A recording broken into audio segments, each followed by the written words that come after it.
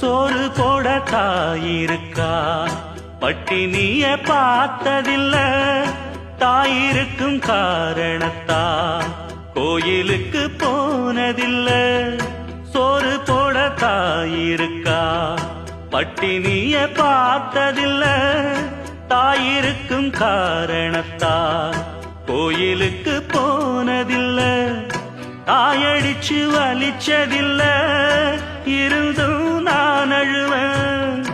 நான் அழுக தாங்கிடுமா, உடனே தாயழுவா.